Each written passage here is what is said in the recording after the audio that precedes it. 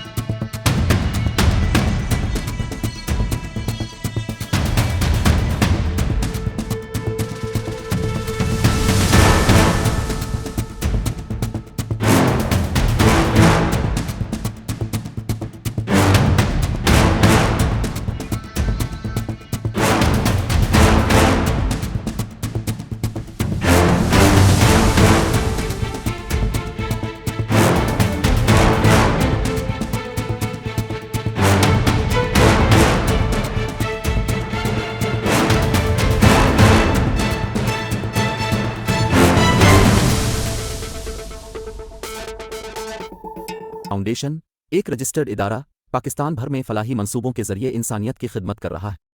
सदकात, ज़कात और अतियात के लिए डिस्क्रिप्शन में फॉर्म का लिंक मौजूद है। अतिया करें और खैर बांटें।